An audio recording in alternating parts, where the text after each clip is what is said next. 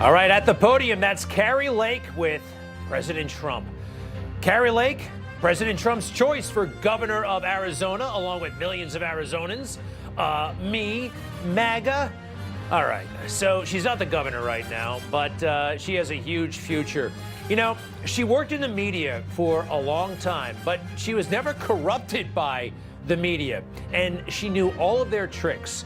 And it was spectacular to watch her call out the fake news like this. Hi, Kari. Hi. Nice to see you. Counting off and CNN. You don't have a mask on anymore. What's going we're on? outside. Do you have a minute to well, chat? we're 6 feet apart. Do you have a minute to chat? I'll do an interview. Okay. As long as it airs on CNN Plus. Does that still exist? I didn't think so, because the people don't like what you guys are peddling, which is propaganda. Thank you. That's involuntary servitude. It is so good. Kari, no wonder why the fake news doesn't like you, but the people love you. Welcome back to the show. How are you?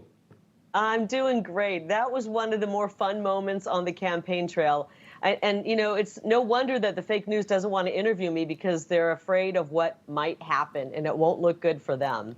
Well, you'll turn the tables on them because, let's face it, they're so unfair. They lie like crazy. And anyway, they deserve that. She deserved that. Look, let me cut to the chase here. You're not the governor, but I could totally see you in the United States Senate. There is an opening next year, or I guess not really an opening, but an opportunity to run for the Senate in Arizona. What's the latest? Are you going to do it?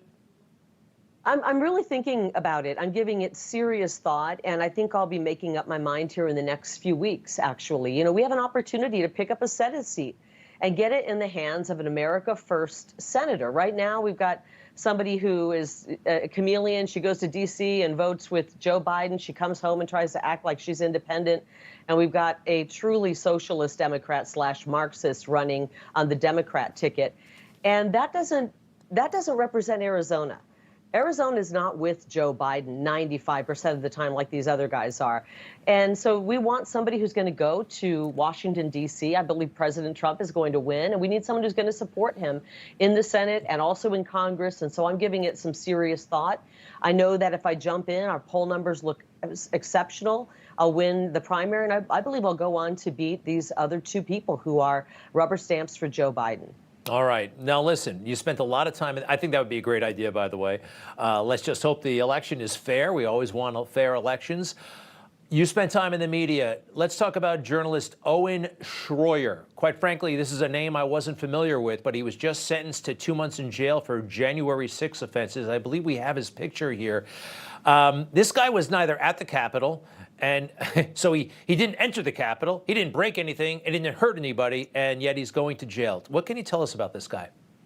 I don't really follow him. I've seen maybe a couple clips over time, but I believe that journalists should be able to report. And you may like what they do or dislike what they do, but they shouldn't be locked up for their reporting. And he was reporting on January 6th. Something tells me he was probably a lot closer to the truth than, you know, the MSNBC and CNN reporters. And that scared the Department of Justice enough that they sent their attack dogs to him. And now he's going to be sitting behind bars for 60 days for doing his job, which was reporting the news. This is the kind of stuff you see in banana republics. I say that a lot about many of the things that we're witnessing right now, Greg, which I'm really of the belief that we are losing our republic and becoming a banana republic. And I don't know if there's much time to pull this back from the ledge, but I'm doing whatever I can to do my part and try to save America. Yeah, it seems like we could lose it all. We really could lose it. And Joe Biden, what he did overseas, real quick, it was painful, and it really was kind of hurtful for us. You know what I mean? We don't want to be embarrassed like that. You could do a job 100 times better. What are your thoughts on Joe Biden's latest trip? Makes me miss President Trump so much. Whenever he was on the world stage, he exuded strength and, you know, peace through strength. We are a superpower as a nation, and it doesn't feel that way when I see Joe Biden wandering around overseas. I mean, he couldn't find the stage at this particular press conference. He was rambling on so badly that his handlers cut him off, and they potted up and queued up the music to drown him out because it was such an embarrassment. He doesn't exude any strength. He oozes weakness, and the rest of the world is seeing it, and they are starting, it's like blood in the water. They're starting to circle America and like sharks. And it's rather frightening that we're losing our power on a world stage because of this guy who looks like he belongs, frankly, in a nursing home. It's very sad and so un-American. We are a strong country. We should be represented by a strong president. Hey, let me ask you this. You love President Trump. I love President Trump. We have this footage of you with President Trump. He put you in his most recent book, Letters to Trump. And you predicted once that he could actually win like 40 states or 45 states, that his message was one for the entire country. I agree with that. But do you think at some point Donald Trump doesn't have to change his message, but maybe how he delivers it? Say, I've always envisioned Donald Trump talking to Democrats and like, you know, hey, transgender people, you have nothing to fear from me. Stay out of schools, whatever you want to do as an adult. I just feel like so many people have lied about him. If he targeted those people who have been told the lies, he could actually move the needle even with Democrats. Does any of that make sense?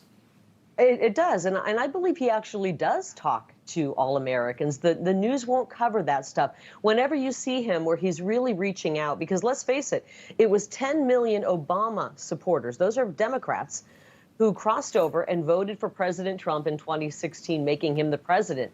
So his message is appealing to all Americans. And I believe all Americans want safe and secure streets. I believe all Americans truly do want a secure border. They don't want their kids getting their hands on fentanyl. They want schools where their kids can actually go and learn something so they're ready for the real world, not being brainwashed. I think his message and his agenda appeals to all Americans.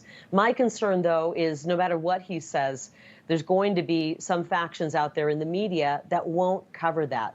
They just constantly lie about him.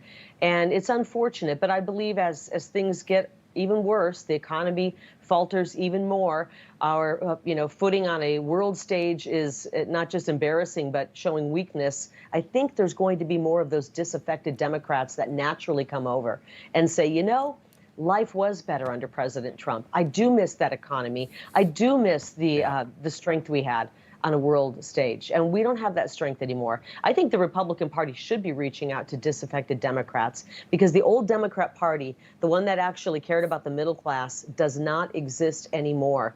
And we have an opportunity to pick them up and bring them over to our America First Party.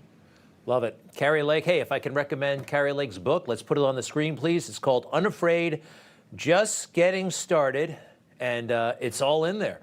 Even the time she was a janitor when she was growing up. It's great, great stuff. Thank you very much, Kari Lake. To be continued, and we'll be right back.